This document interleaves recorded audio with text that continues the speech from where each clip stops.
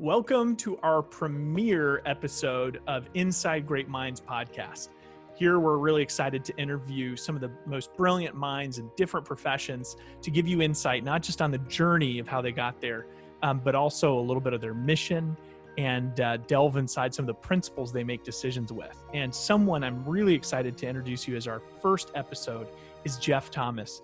Jeff, and the reason you should be interested in this, is a lifelong top performer in the area of wealth management and advising. He's been a top 2%er at Morgan Stanley, that's Chairman's Club, for years. From there, he was honored by the Financial Times to be one of the top 400 advisors in the entire US. And since then, he's become a founder and CEO of Archetype Wealth Partners, an RIA, and he seeks to really combine his faith and his wealth management practice to best serve people and to provide also to charity work. So he has a mission, a calling. You're going to hear that in this interview. You're going to learn a little bit about who he is as a person, but you're going to also hear in that distilled principles of what it takes, not just to be someone who's successful in any craft, but what it takes to build a successful practice around that. So really, really glad we can share this episode with you if you're listening. So hope you enjoy. And if you're watching, hope you enjoy the live Zoom interview that we had. Thanks so much. So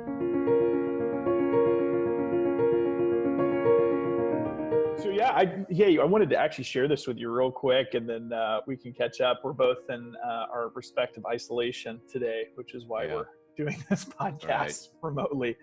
But I was talking to Tina last night, my wife, and who you know, and that's our common connection. And I said, why did you even bring up Jeff to me, a year ago or whenever it was that she told me that I should reach out. And what do you respect about Jeff? And she said, working with like 700 families and parents, she said when Sophie was looking at, a trajectory that might get her into college through field hockey and everything else, your response was the most calm and like just cool, relaxed, like, hey, it might work, it might not, but let's give it a shot, And that's so much the antithesis of what most parents are like. They're all like, yeah, like you got to work hard and push, push the kids, like we got to do it. So she just really, she remembers that moment because it doesn't happen very often. And, it kind of almost opens me up to wanting to ask you a little bit about like, you can see it in your story in the book that you wrote, how this permeates a lot of what you do, but how do you, even just with Sophie, how do you just, hey, whatever happens kind of thing with sports? Yeah, I think it's unique to each kid. I think there's two pieces to that. First of all, I appreciate that, and I try to be that way. And I think that for me personally, that comes from where your identity is.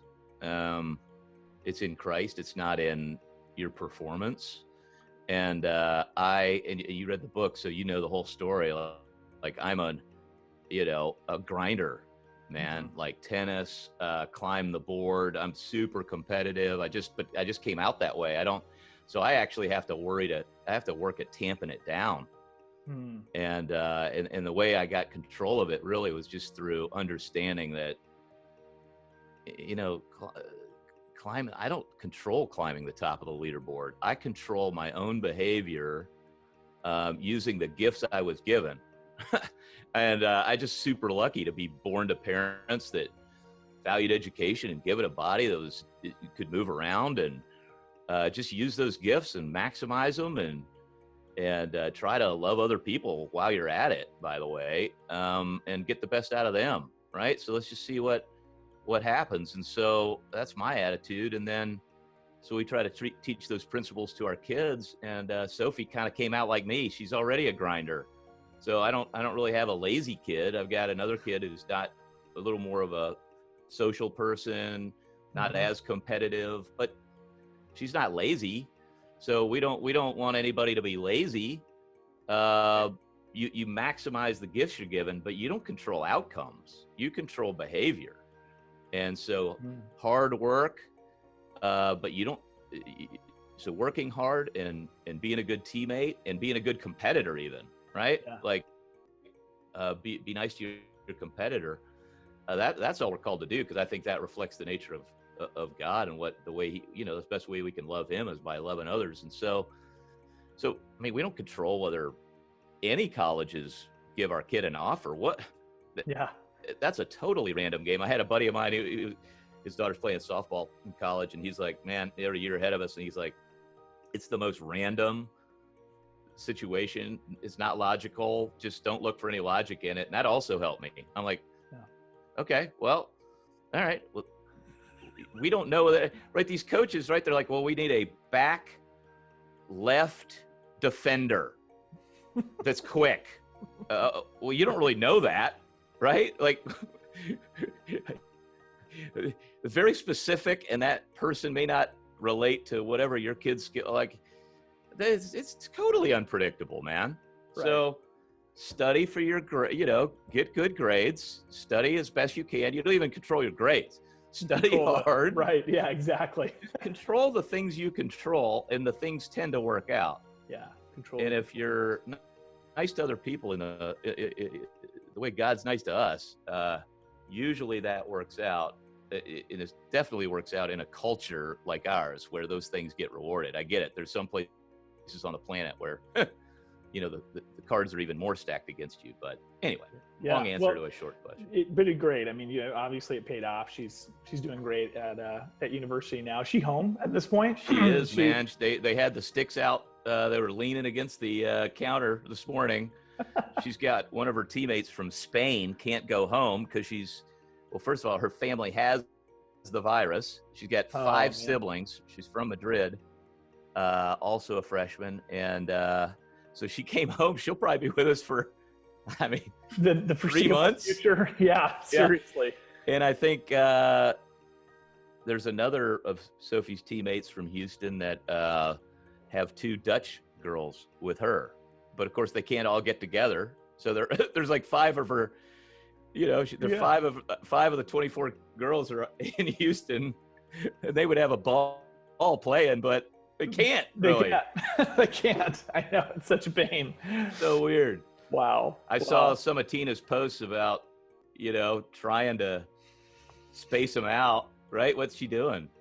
She was doing individual lessons for a while, and then she just came out with quarantine training, which is how to train from home with cones. Brutal. Yeah. So if all of a sudden Sophie's pulling out all the cabinet things to just set out like cones. And yeah. That's Tina's fault. So. They're going down the street to the little middle school down the street. They've got a bunch of cones and stuff. So they're just running around. They got a workout plan. So Dolly's like, you should do their workout. I'm like, I can't do their workout. I'll die. It's kill me. Not meant for me anymore. Exactly. We'll singles, tennis, or doubles. Exactly. Well, yeah. So just real quick, I mean, this will be for our audiences and everything too. Yeah. Today, and there'll be an intro for this recorded, but founder, CEO of Archetype Wealth. And we'll just obviously want to hear, we'll talk a little bit about your story upon arrival at what you do today. But yeah, I mean, you're in just one thing that I wanted to toss out right away as we start talking a little bit about, your belief systems and how you've arrived at where you are today. It's also just kind of commenting on the current times, right? I mean, it is wild, but I was reading your book in Mexico when we thought we were going to get stuck there as things were ramping up with Corona. And I'm reading this, and I'm reading about the 2000 bubble that was kind of a moment for you, right?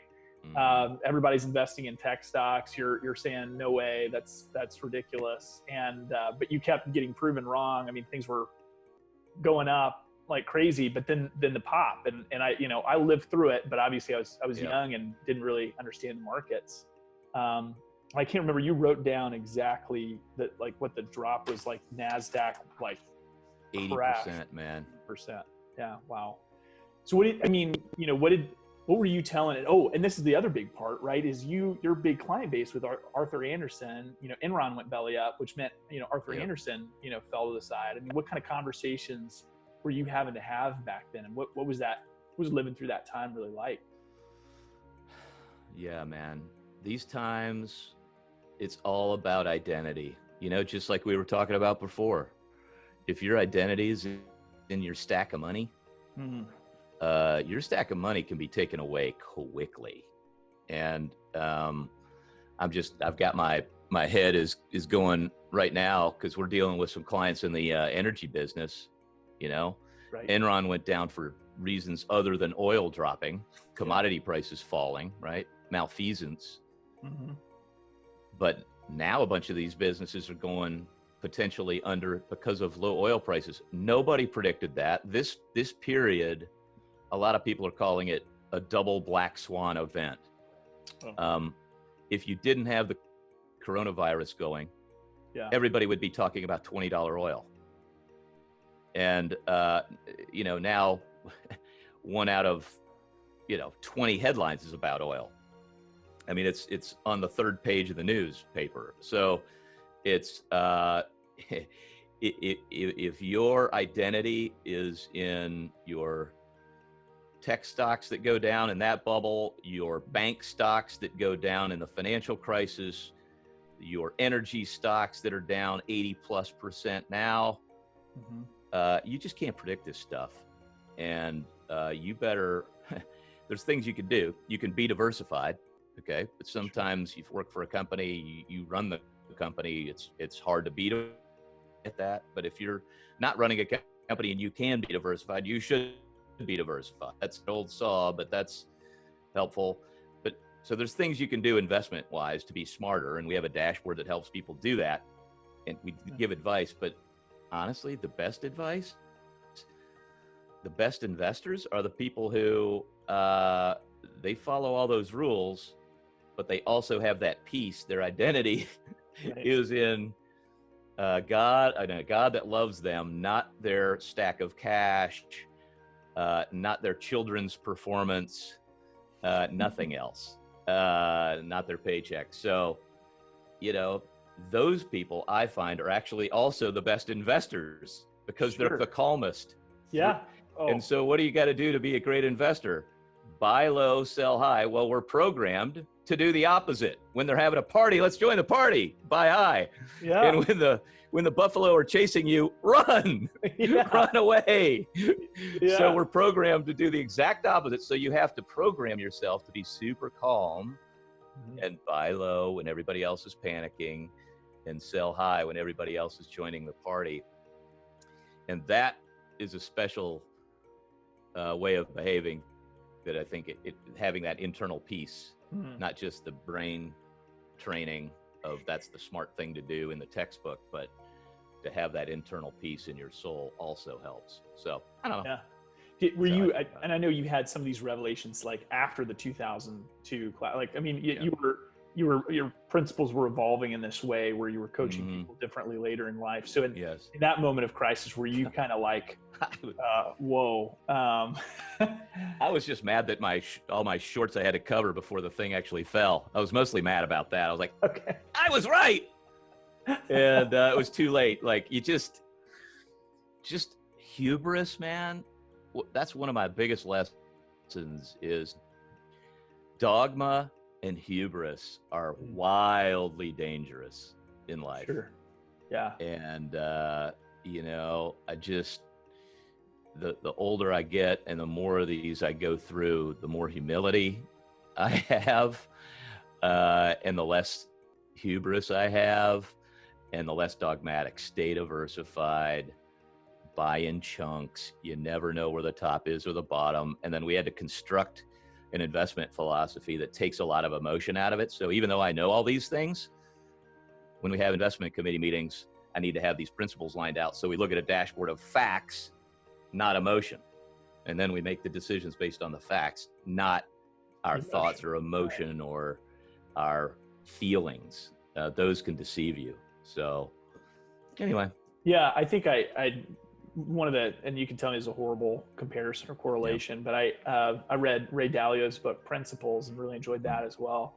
And then I, reading the news, he'd been preaching that this chaos was coming for a while. He didn't know quite the pandemic would be the tripwire, but but he still fell 20%, and he goes, gosh, like he'd been preaching that this was coming, but I feel like, just talking about the bubble back, you were preaching technology was, gonna pop, and you can short and protect yourself, but at the same time, I mean, it's interesting, right? Like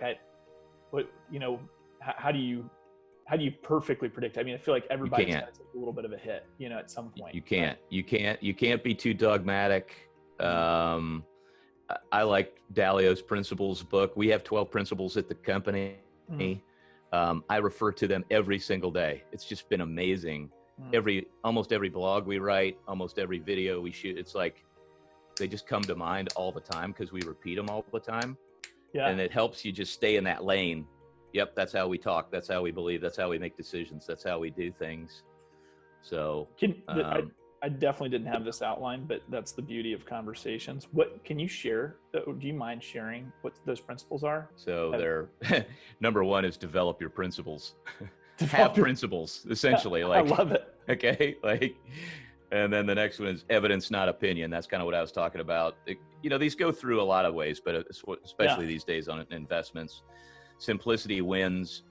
We say keep it simple, steward, not stupid, but and then have a written plan where, like, hey, if it's not written down, it never happened.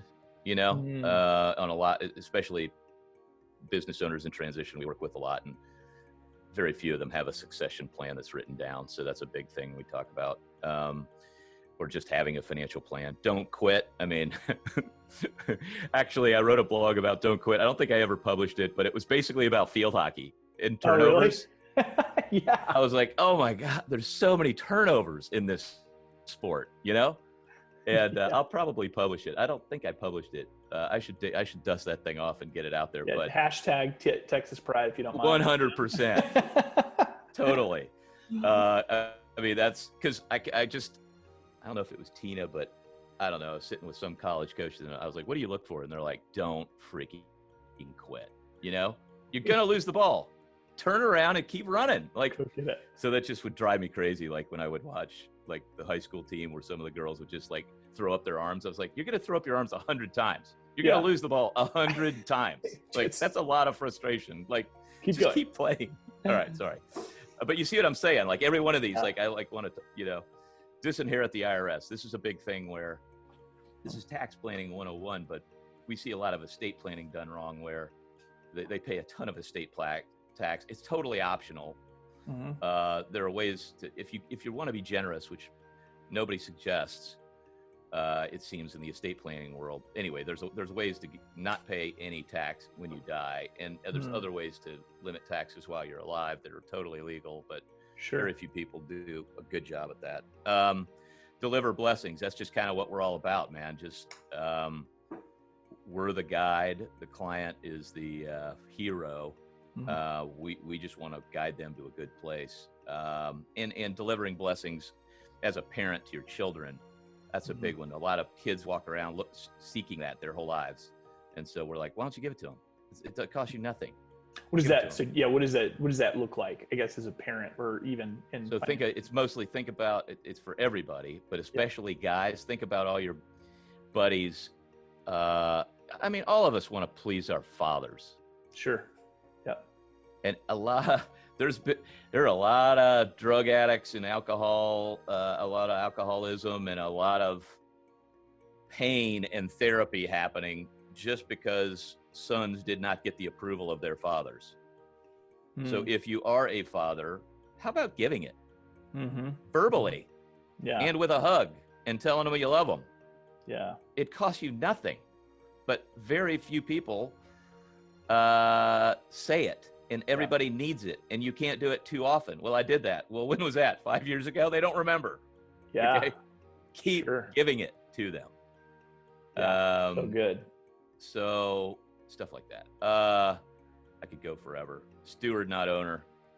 I mean, that's the fundamental one. That's what I was talking about. We're just stewards. We don't own anything. We come into this world with nothing. We're leaving with nothing. How are you going to maintain what you got? Your body, your mind, your spirit, whatever.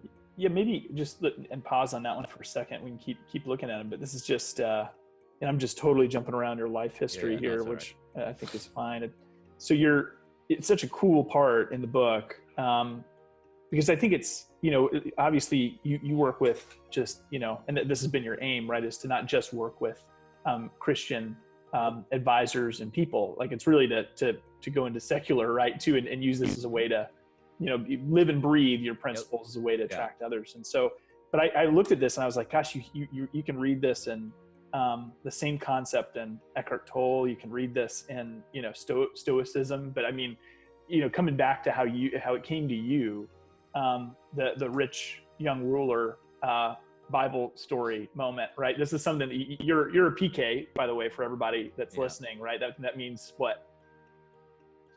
Oh, the pastor's kid. Pastor's kid, preacher's kid. Okay, got it. So my dad was also a PK, right? So we come from that lineage, and he would travel around Tennessee, giving his shirt off his back for everybody. He was a traveling preacher. And anyway, my grandparents, who I didn't know very well, but they would always fight. My dad's mom would always say, like, you're giving away everything our freaking family owns, and he goes, but people need it. She's like, we need it. Anyway, but yes. So my dad grew up with a lot of these stories and, passed on, but for you've read and heard this story. And then there was a moment of this reading in 2005 where it just hit you differently. Right. And can you share just a little bit if you've got that memory of like what the story is roughly, and then how this kind of reoccurred to you differently? Yeah, that was a period where I was doing a lot of Bible study, and for me, my dad, of course, he was a business guy who went back to seminary and ended up with a doctorate in this stuff. So he was just really a scholar, a Bible scholar.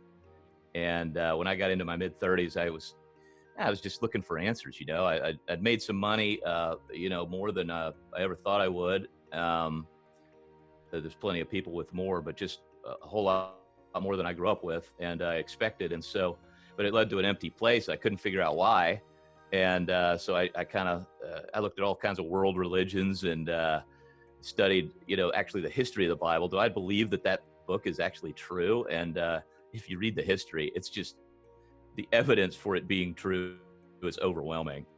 And so I bought into that, and for myself, really for the first time, and then started studying it for myself.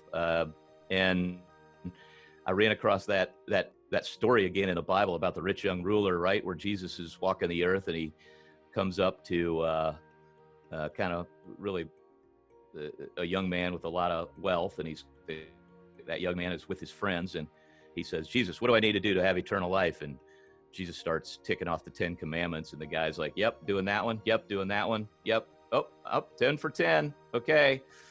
And of course, nobody's 10 for 10. Right. And he starts high-fiving his buddies and walking away. And Jesus is like, hey, hang on 1 second. And the guy's like, yeah, sure, what? He goes, yeah, just one more thing. Jesus says, if you want to really have eternal life, you need to sell all your possessions and come follow me. And he's like, womp womp, not doing that one. Because his identity was in his possessions. Exactly. And Jesus knew that, right? He could look at you and me and know exactly what our sort of, I call it signature sin is, what we're holding on to above him and above God. And so possessions was that guy's problem. And so I had that, I just was praying about that. And for the first time, I used to not like that verse, because I thought, I don't feel called to, I don't want to go to Africa and sell everything. That's not what I feel called to do. Is that what we really have to do to get close to God? Is that what he's saying? We all have to sell everything, and it's not. It's what is, we just have to be willing to do whatever God tells us to do. And he's generally going to give you things to do that you're good at, that you're capable of doing, right? Even though Moses had a stutter, he clearly had leadership skills, okay? So he's not going to give us a job that we're not good at. And he's going to make us feel called to do it. And then when you do it, you're excited to do it. So I just think for that guy, it was possessions. For me, it's been some possessions. That's been an issue for me. But for somebody else, it could be their spouse or their kid that they're obsessed with, or playing field hockey or tennis or whatever it is that where their pride is, their performance at work, their position at work, whatever that is. And so I just felt like that's when I finally got it. Like, oh, steward, not owner. We're supposed to be stewards, not owners. Yeah, and I wanted to give you time to talk about that because that was a big hit point for me. Is that in that old hymn that you wrote in here, our souls are held by all they hold. Slaves still are slaves in chains of gold. I was like, whew, that's good. I mean, and it's true because you see, it's just a lot of ego, right? And that was the word that came to me from that too. Is that your ego is maybe just another phrase for what you put a lot of your self-worth in, and it's just so freeing to consider the idea of like, well, shoot, I don't own any of this stuff, right? I'm simply just a caretaker and on a mission, but I don't. And it's really freeing because then you don't. You're not all wrapped up in this ego that you've got to continually to prove that you're worth something, right? Takes the pressure off. Yeah. The pressure's off. The pressure is not on you. You should sleep great. I mean, we all struggle at times, stressful times, but the pressure's off. It's not on you. So you don't own the building. You're just managing the building. If the building floods, you did the best to prevent it or you'll get it out of there, but you didn't cause the flood. Okay. You just take care of it the best you know how to do. Yeah. That's less pressure. Yeah. And it's interesting. I hope we don't get so tied up in it, but it's an important point. And I think, like performance psychology, even sometimes they come at it the wrong way where they go, oh, you just have to not put so much pressure on yourself. And like parents will even say that, recognize it to their kids, but like, what does that mean? Like I still have to do great. Exactly. This is my self-worth is my sport and how good I am. But anyway, your phrasing around that's great. So yeah, steward, not an owner, right? Like this, you're simply here to take care of. It's a big one. That's probably the top one. Yeah, love the top. Love it. Yeah, go ahead. So maybe we go through these other ones because there's some good ones in here too. No, it's okay. And then the last few, invest in a full inheritance. What we mean by that is there's a lot of planning in our business. People talk about the dollars and cents a lot, and there are a lot of other capitals. There's relational capital, there's emotional capital, there's, faith capital. There's different kinds of capital other than just money. And if you had to bankrupt one, which one would you bankrupt? And almost everybody says, well, it doesn't really matter if they have any money. If they have character and relationships and a faith, they'll be fine.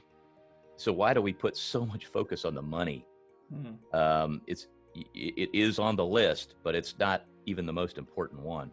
So let me just real quick question on that. There's one of my mentors that said there's this thing called the Third-Generation Marshmallow, and it's he said it's like your first generation or like the pioneers that worked really hard. The kids had to see them because they were doing like they had to bring the kids with them to work. I mean, they just saw it all the time. And then that second generation, they work hard, but the kids don't necessarily see it or they don't get the same values because they're always away from home.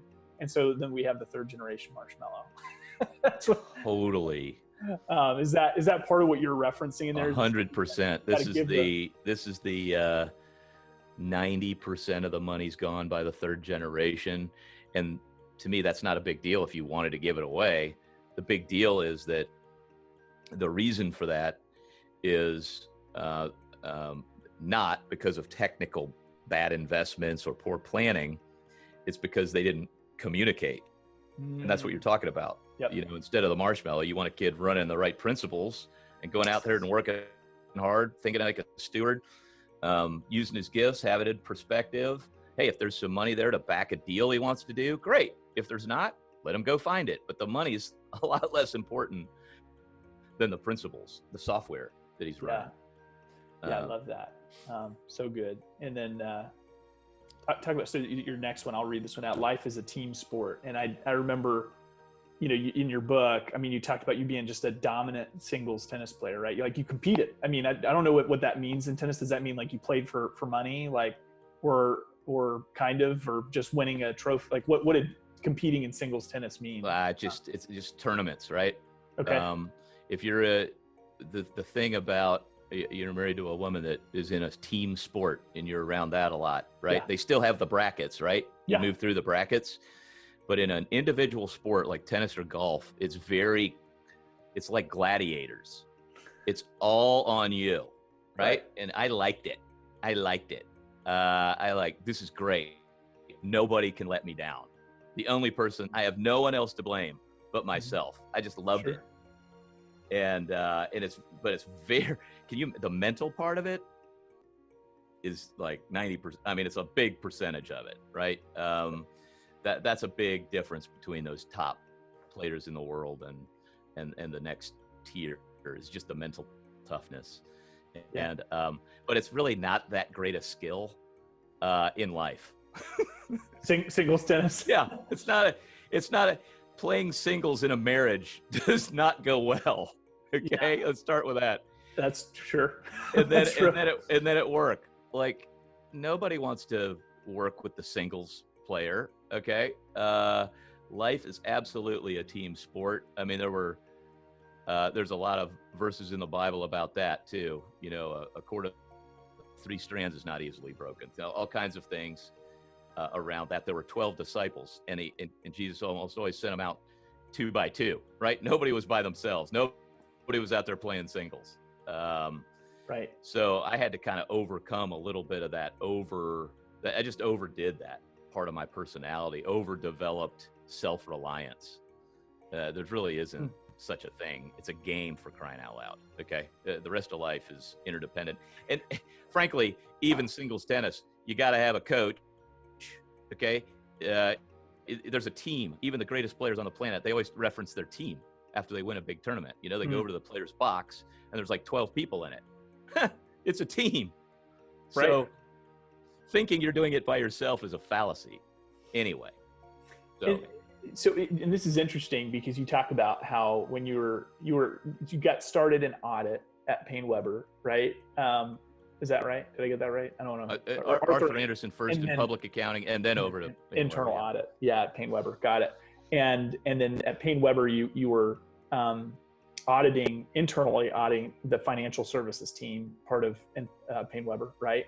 And that's where you were like, got kind of a view of this, like, hey, these guys have a bigger picture. They make more money.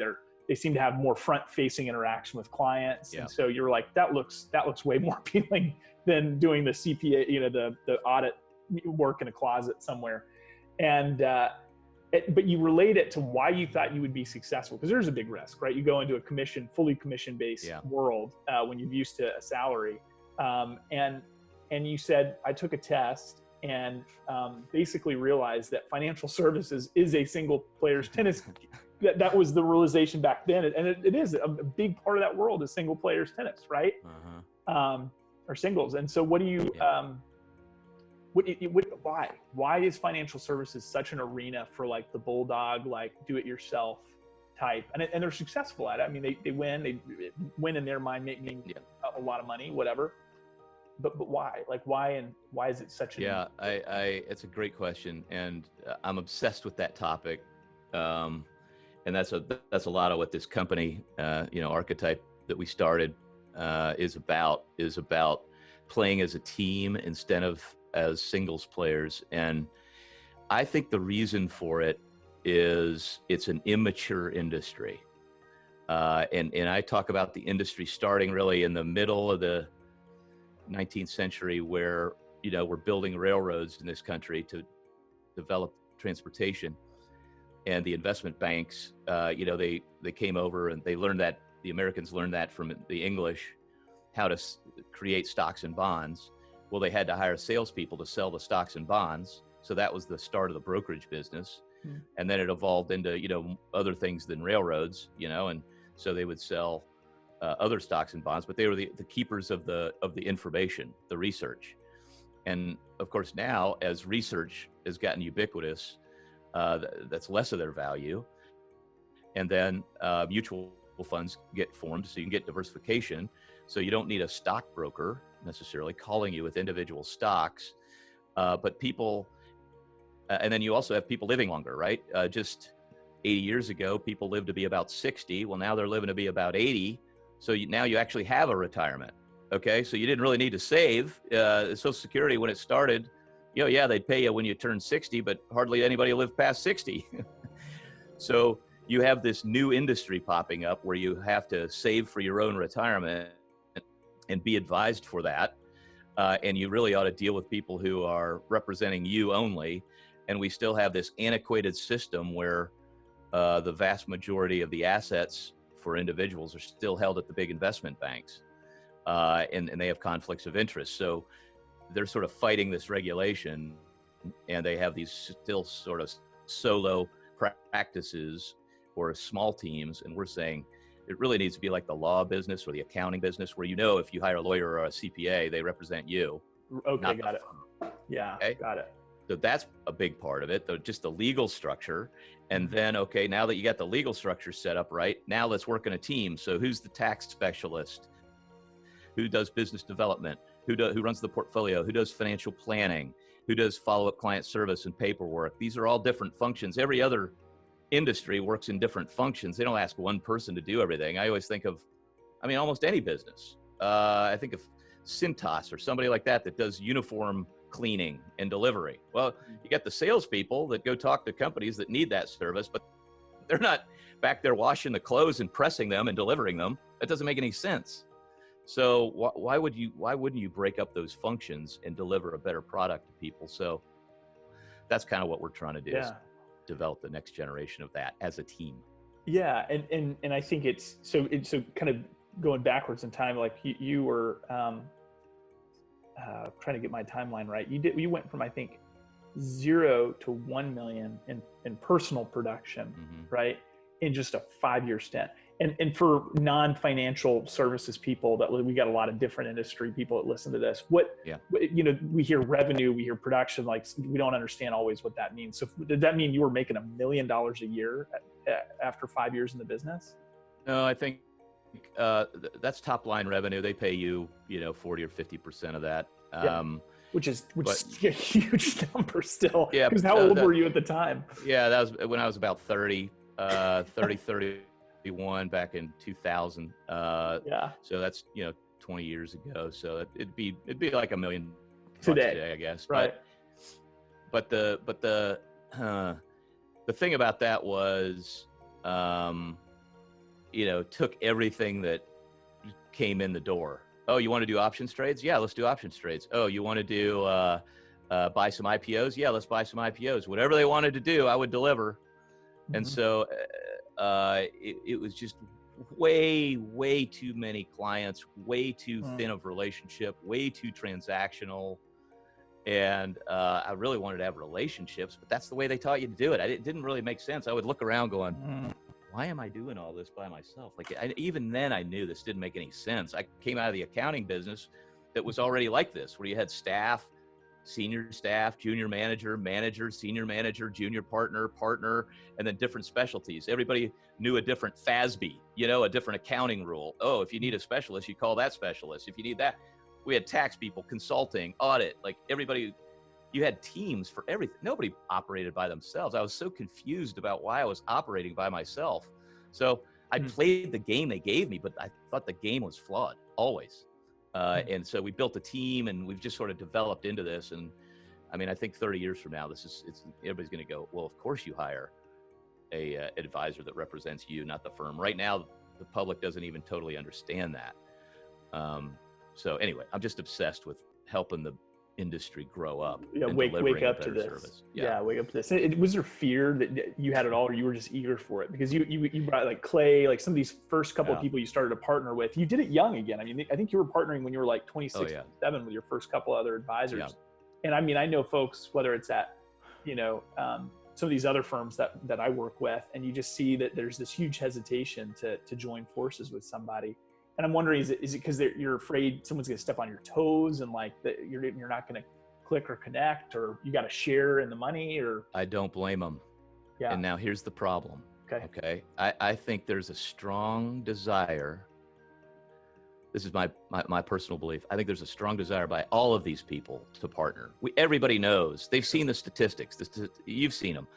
Teams are more productive than individual players in our business, probably in every business. Yeah. So you know that. But when you're on a platform that says, yeah, you should team, and then they give you no resources on how to develop a team. Well, who do I partner with? Well, I guess I partner with the guy in the office next door because I like him. Well, the problem is you have the exact same skill set. So there's no complementary 1 + 1 = 1. So what we're trying to do is we already have these different departments in the new company. So it's the company's job to hire for that specialty and then put the teams together. It's not the business development person's job to hire the people who are going to clean the uniforms and deliver them. All he knows are the other salespeople. Well, you're partnering with a bunch of other salespeople. Who's going to do the other work? Got it. So that's what they're like, well, you should partner. Well, okay, I like Larry. Well, why do you like Larry? Well, because his personality is exactly like mine. It's not going to Well, that's not a great, there's no complementary skills there. So, yeah, I'm obsessed with trying to create the categories from the top down and then put the teams together. And then it's amazing how they work. So my teams are way better than they used to be because I was just trying to find somebody to have some camaraderie with a little bit of complementary skills, but the skills weren't complementary enough. Yeah. Those early years. And so and this will probably, I mean, I like how these principles are just weaving into your story and kind of tell where you picked out some of these. I think Yeah. One of your last couple, you said empower, don't control, right? That's one of your principles, empower, don't control. And what does that mean today? Like how do you live that out with Archetype Wealth, and what is that? I think of all these principles as having application inside of our company and for our clients. And so inside the company, I always hated being micromanaged. And so I love the idea of hiring. I think everybody at the company is smarter than I am. I love hiring really smart, talented people in their specialty and cutting them loose. So if I have a person that's better at financial planning than I am, why would I micromanage them? They are better at it than I am. It just doesn't make any sense. So to me, it's not even, you can read books like Good to Great and all these kind of things. I think of God, I mean, he just gives us all these skills and he'll give us all the wisdom in the playbook in the Bible, but he's like, well, go figure it out. And I was like, yesterday, I was even thinking, even my quiet time this morning, I was thinking, man, I really screwed up yesterday on a couple of things. Why doesn't, God is so generous to let me figure this out. Like he's empowered me to figure this out. This is amazing. That's awesome. I want a boss like that. Well, why wouldn't I want to be a boss like that? I think people thrive using their creativity in their specialty. And then for clients, we do a lot of family dynamics with business owners and this sort of thing. And one of the biggest problems, we're not psychologists, of course, but we have a lot of psychologists that we've had brought into family situations. And whenever I learn a new principle, I always go, oops, I'm screwing that one up at home. So I try to apply it to myself first. And one that empower, not control is one of the biggest ones. Almost everything the buck stops with dad. And a lot of times, and this is one that I found myself doing, we were seeing advice given from some psychologists saying, listen, if you're writing a family mission statement, family values, this sort of thing, you don't just go announce it to the family. Okay. If your kids are grown, here are the family values. Okay. Everybody recite them with me. Okay. That is controlling. That is not empowering. Okay. That's a great example. And so soliciting, what do you guys think are the family values? And they will express very similar values, likely, maybe with different words. Okay. But they're catching what you're preaching over the years, mostly by your behavior, maybe not your words. And then letting them sort of write that mission statement and those values with you. Oh man, it's so much richer if you can have the family be part of the solution, not dictate. So there's a time for dictation when the kids are little and those kind of things, but as they get older, empowering them is way, way better than controlling them. I like the word empower, and it's just the thought that came to me is, I work with a lot of managers, right? Managers and leaders in companies in a coaching capacity. And one of the things that you see is one of two extremes. You see the kind that are very controlling because they were a top producer themselves and it freaks them out that they don't have control, so they're overbearing. But you also get the other extreme where they're terrified of the idea of holding their people accountable because they're afraid that it's going to push them away. And they call any kind of management micromanagement in their mind. And it can be equally as destructive.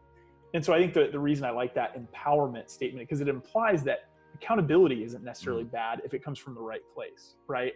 And I think I think with whether it's Sophie doing really well in field hockey from you as a parent, it's like there's definitely as a parent accountability probably with your kids, I assume, right? But it comes from a different place of like, I'm trying to control you for something I want, versus you've shared that this is something that's important to you, and let me empower you to help get there. Does that resonate? I mean, I feel like that. Yeah, that's right on the money. I think that's a great point, that accountability is still critical. But it's for what purpose? Yes. Not for the purpose of the manager to look good.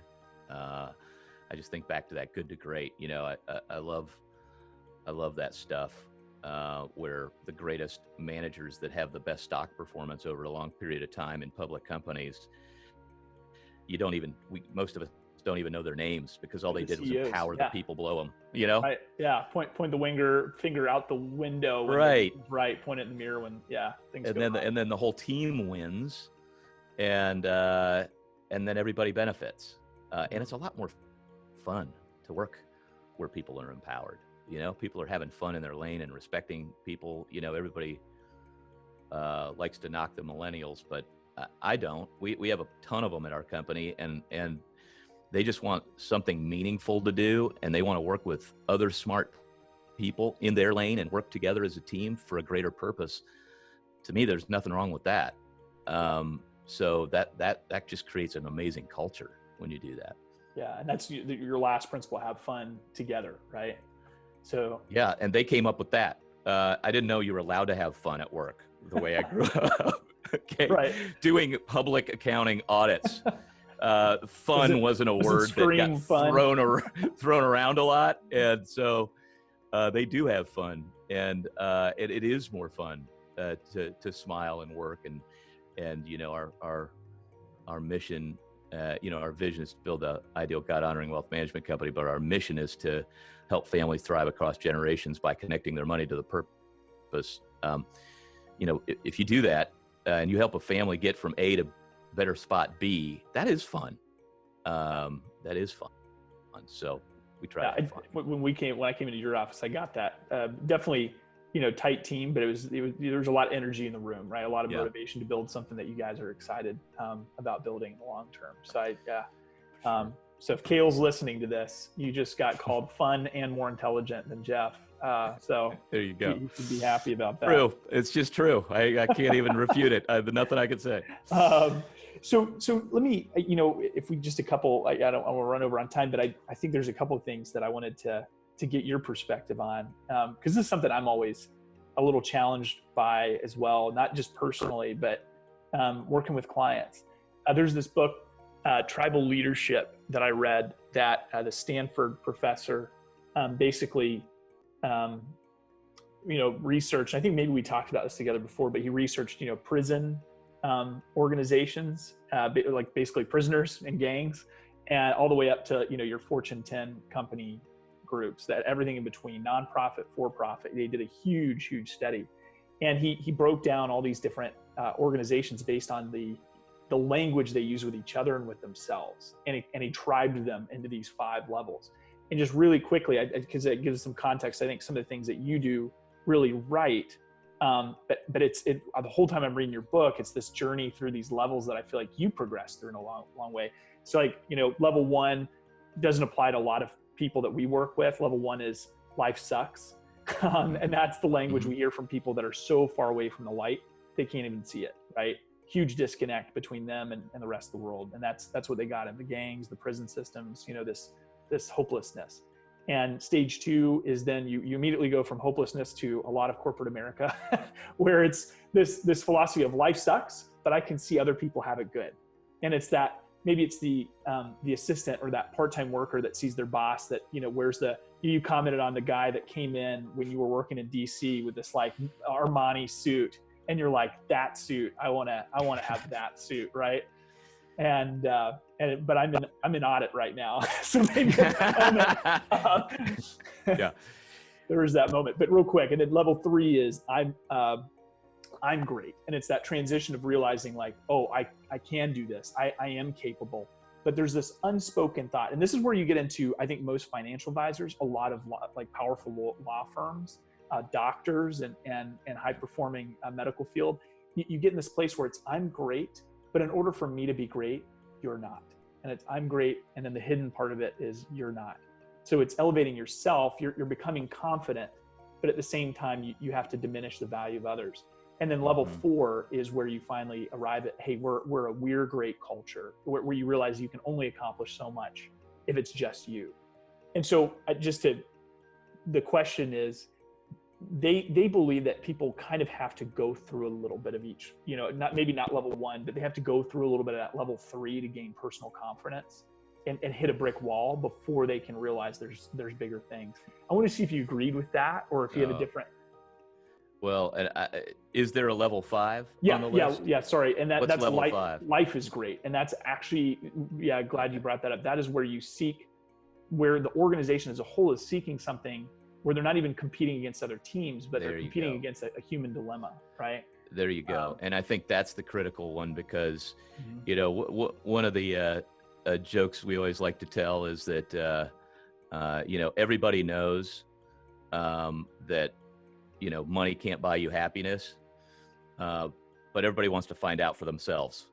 Okay. And that's sort of the point I ran into sort of in my mid-30s was, I had all this head knowledge that God was in charge and all of those things, but I really wasn't behaving that way. I was behaving like I was the owner. I was in charge of everything. And when you sort of hit that empty place, where do you go? And I think there was a lot of ego and all of those kind of things. And I just realized that this isn't working. There's got to be a better way out there. And so that sort of realization that actually I'm not in charge of anything. I didn't come into this world with anything. I'm not leaving with anything. I just happen to have parents and live at this time, parents that valued education and put a good roof over my head and taught me good principles and that sort of thing. And helped pay for an education for me. And then I have a healthy body that was able to do some things, and a healthy mind. So kind of a turtle on a fence post is the way I talk about it in the book. Like he didn't get there by himself. Somebody had to put him up there. Right. And then there's plenty of other people with way more talent than I do. There's always somebody ahead of you. And so if it's a comparison game, you're going to be never happy.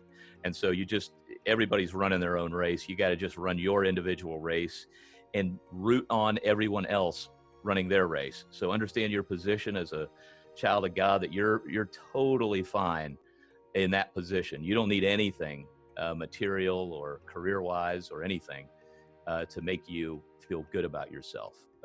So now it's just stewardship and doing the best you can with what God gave you. And when you were talking about those levels, the thing that was resonating with me at number 4 was, instead of rooting against other people, having an abundance mentality, not a scarcity mentality. So we spend a lot of time with our industry, rooting on other people in the industry that don't work here. And we're really an open source about how we're doing everything, because we feel like God gave us all our best ideas anyway. So who are we to hoard them?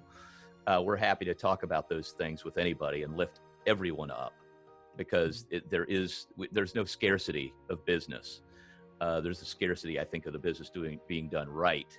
But we're never going to have 100% market share. So I hope more people do it in a God-honoring way.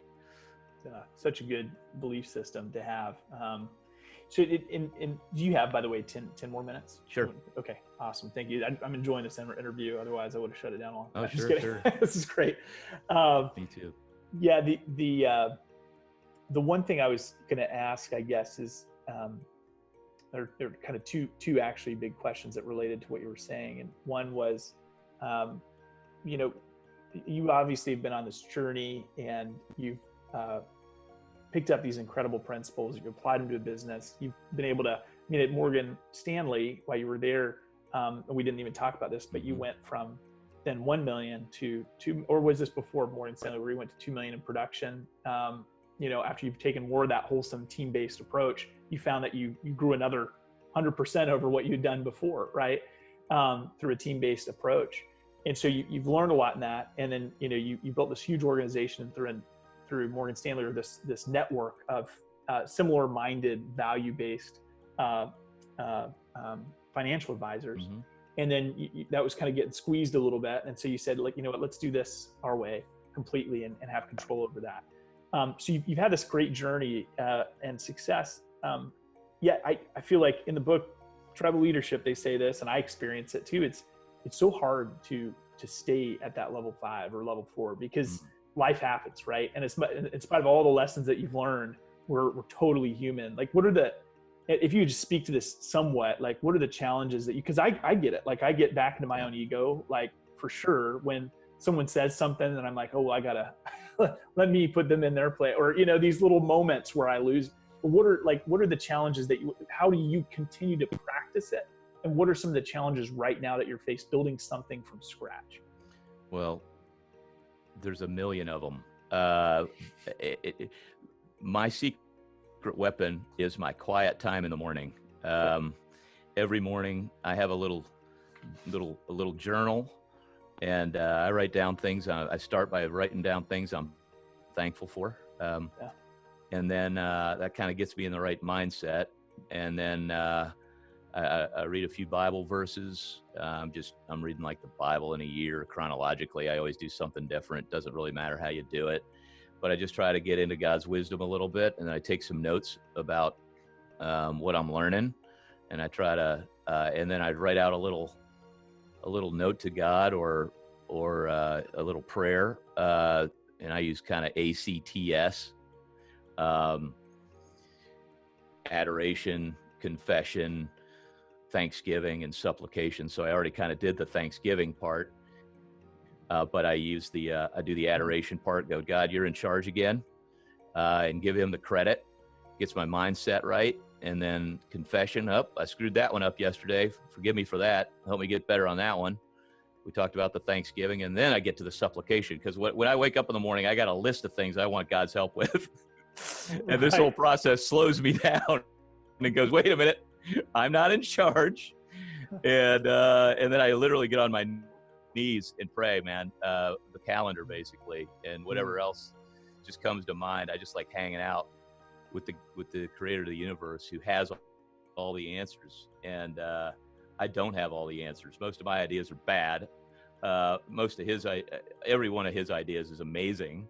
And if I could just get on his agenda, download his agenda the best way I can, listen better, then everything goes better. If I don't do that, I'm my temper's shorter, my decision making's weaker. It's every day for me. It literally is that. That's how weak I am. I got to do it every day, or my decision making gets crazy. And I'll just tell you one last story on this. One of my mentors is a guy named Ron Blue, and he ran he started a firm like ours many moons ago, and I was asking him, as we were starting this company some years ago, I said, man, how do you delegate so well, right? Because again, I'm always trying to get out of that single tennis player mentality, and he goes, oh, I'm not a good delegator. He goes, I'm an abdicator.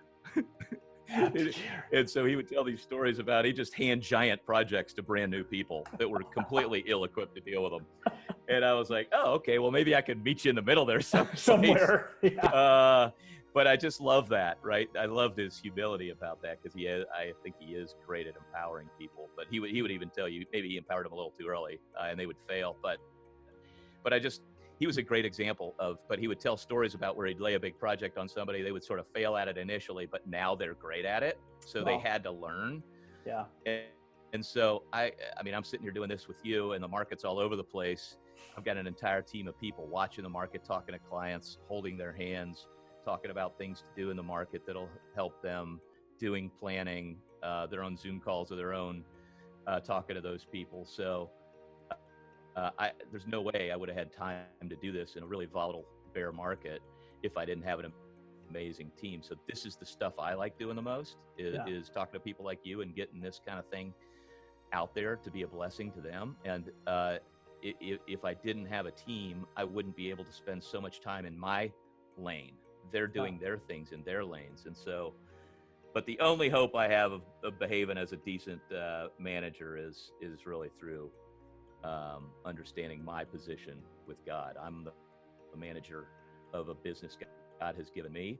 And so why wouldn't I try to behave the way he behaves with me, which is with amazing love and patience. And just to reiterate, I think the fact that you said we repeat these principles that we wrote down like every day, and power and stewardship. I mean that's like that embodies exactly what you said. I think that's so big, and I like the quiet time. One of our listener groups that we have for this is small and medium-sized business owners, right? So and that you fit in that category as well now. So when speaking to them, you went from kind of a different, you just advising and helping people, and you were, responsible for things, to now like you're in charge of the whole widget of a company, the whole business. So what advice would you have given to yourself? Because when did Archetype Wealth officially start? 3 years ago, 2017. So it's that, that's a pretty rapid amount of things that happen in 3 years when you're getting a business off the ground. So if you were to go back just 3 years and give advice to yourself, what are some things that you maybe would have told yourself, or what's some advice you would give to a business owner that's doing something similar to what you started? Well, I'm in a Christian CEO group called C12. Yeah. And that's given me a real insight into the challenges other generally small to medium-sized businesses CEOs have. And one of the things I've learned in that process, I always felt like, starting a business from scratch when you're 48 years old, I felt like I was kind of late to the party. Even though I kind of ran a business on a large platform, it's not the same as running the entire business. And one of the things I realized is I felt behind in that, but the advantage we have was we started with a blank piece of paper, and we got to write our own vision, mission, values, and principles from scratch. And then we hired every single person that aligned in their category with those areas. And what I've seen in a lot of these other companies, what I thought was a disadvantage, which is starting late in life, has turned out, of course, the way, God, I felt like God just saying, I want you to start this business. And so I'm just trying to be obedient. I don't necessarily even want to run the company. It sounds like fun, but I probably would have stayed where I was with all the deferred comp as long as my arm. Why take the risk of starting your own company? I didn't need it. I was doing it really out of obedience. And then, of course, like always, his idea was better. And I think having that, so even for people, if you haven't done a vision mission, if it doesn't roll off your tongue, it doesn't exist. Okay. And if your people can't, so we recite our vision and mission at a firm-wide call every Wednesday. That was probably the smartest thing we did. We started that week 1, and we repeat the vision mission. Our COO repeats our values, our 4 values, and then our client service head repeats 6 of the 12 principles. And then every blog we write, every video, we try to work those principles in. And so we just want everybody to be able to have those things on their tongue. And then we hire around those. So even in C12, where we preach this stuff all the time, we just had an event doing some business planning, and the leader just would literally point to people. There are like 50 CEOs in the crowd, and he'd go, "What is your vision and mission?" And literally 8 out of 10 couldn't say it. So get that tight. And then once you get that tight and the values and the principles down, now you start calling the herd from that. And I underestimated how powerful that was. I knew we needed to do it because I'd read all the books. Okay. And I'd already made a lot of other mistakes. I'm just trying not to make all the other mistakes I made in those 48 years. Okay? I'm making a whole new set of mistakes. But I knew that you're supposed to do those things, and that was, so we just did it. Well, the surprise is how powerful that is, actually, for the organization. It just streamlines and get everybody rowing in the same direction. So that That's the so good. greatest thing I've learned. And that's, I mean, it's so good to hear it from someone outside. We do that with we call it our creed, but it's vision, mission, and core values. And we do it, once or twice a week. We're reading that off, and we teach our clients. I love it. And it's this alignment, even to take it to level 5 on your deal. Mm-hmm. To me, and what gets me up in the morning is that all of that, the vision and mission, are aligned with what I feel my purpose, why God put me on this planet. Hmm. So it doesn't really get me out of bed early in the morning to go make another $1. That I've kind of got the T-shirt on that. That's not what turns me on. What gets me going is this vision of helping families thrive across generations and doing it with a team of other people who are on mission to do that. So it's the alignment, even before you write this stuff, the alignment of your purpose with what you do all day, what your talents are, and aligning that. So all of that speaking into, what is that vision and mission? It's not just to make money. It's got to be for something greater, as you said, on that level 5. So finding what that is first, and then writing these things, and then attracting those right people. Man, there's nothing like it. I've never in the big corporate world, I could get about 50% of what I wanted to get done, what I felt like God telling me to do, and so my little math brain said, if I could get to closer to 100%, I know we won't get to 100%, but if we get closer to 100%, maybe it'd be twice as fun.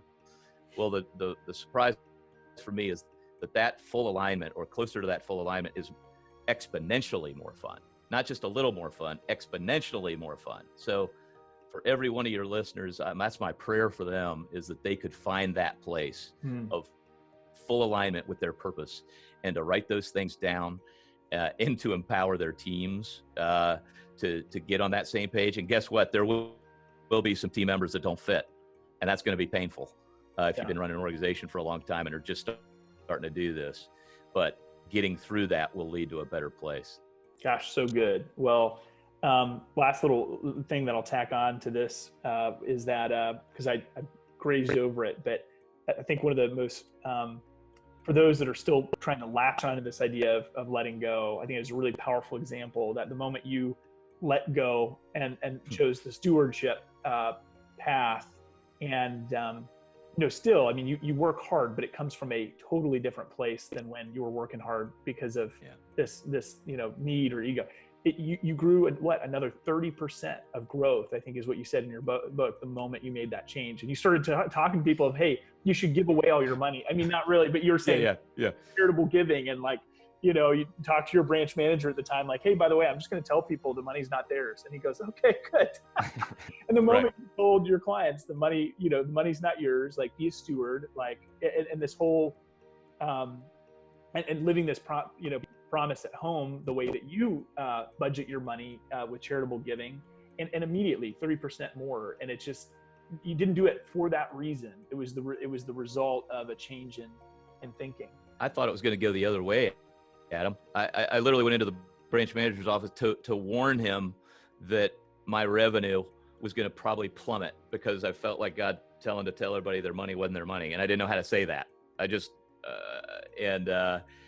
and of course, in God's just generosity, I'm not saying I don't have, some kind of theology that says if you follow God, a bunch of money shows up. We just happen to live in a capitalistic society where if you serve people well and humbly, sometimes that goes well in business. Not all the time, and certainly not in every place on the planet. But in this particular case, as I started just telling people about the journey I was on, where I was trying to let go, it resonated with people, and more business showed up, and it continues to do that. And so now we built a whole business on speaking about how to be a steward, not an owner. And we think that we're finding that people are becoming, our advice is better when we're stewards, not owners, when we're not gripping it so tight. And then we find that finding families, there's an appetite out there for families who want advisors who think this way. They're kind of tired of advisors who are just trying to use tax rules or that their their ego is tied up in the pile of money. They know there's more to it, because they've run into that wall that you described, just like I ran into it. a lot of people run into that wall. And there's something bigger. Why aren't my advisors, if life's a team sport, why aren't my advisors speaking to me in the way that I'm feeling God nudge me? So we think there's a huge appetite for this kind of discussion in families, and not dictating what they do, but just encouraging them to lean into God, what God's telling them to do. What's the vision for their family, to write this stuff down, to empower their children to be a part of writing that mission statement. And then the planning and the investments all get better and unified around that vision and mission for families, just like in the business.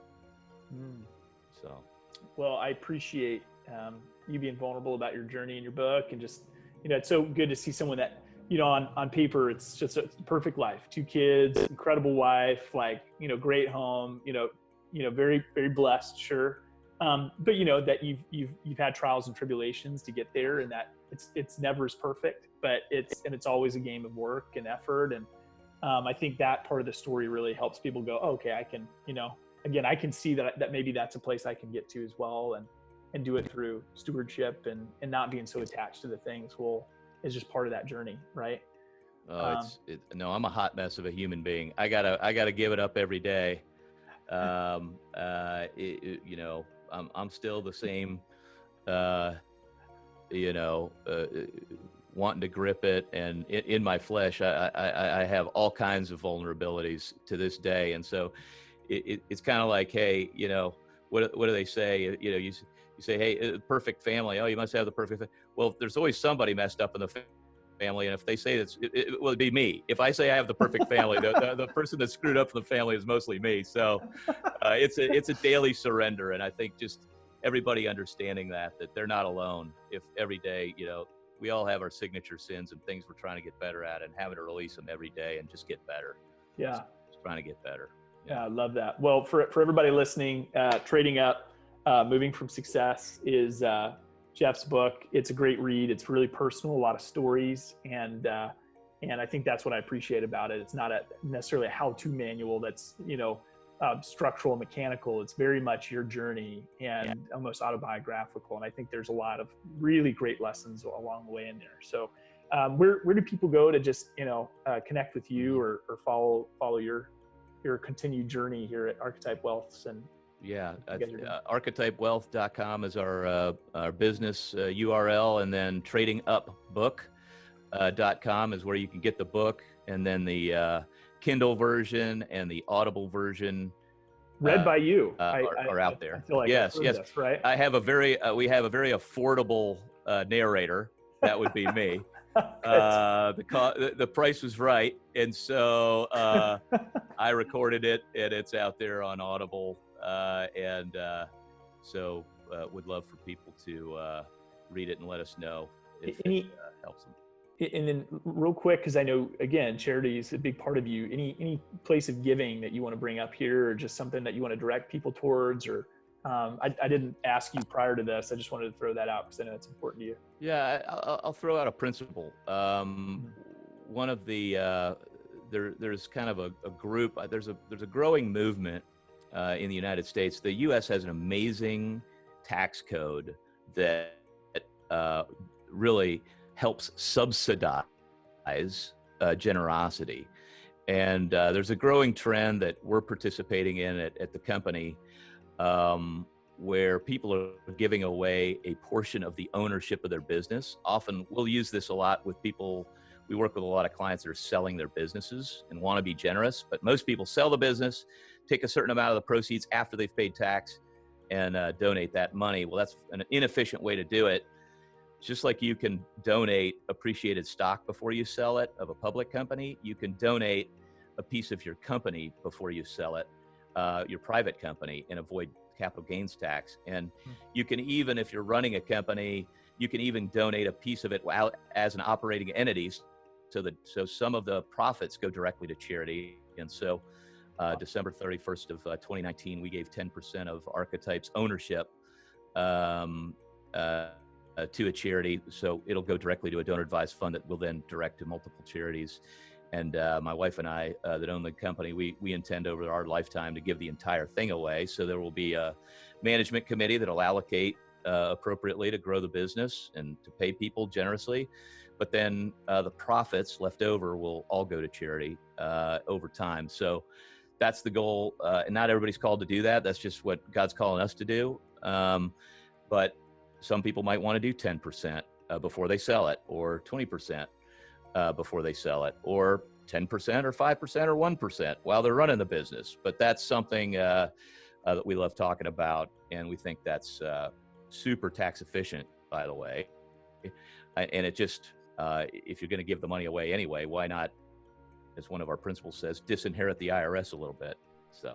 Yeah, so good. Well, hey, biggest reason I appreciate you being on here today is because I knew the timing was so important, that your message probably should resonate now more with people than any time, about stewardship, taking care of others, and just letting go, right, of the things that you can't control. I mean, all those principles are so important right now. So thanks for making time, Jeff. Really appreciate this. And we'll get the show notes up with some methods of contact for you too. So great.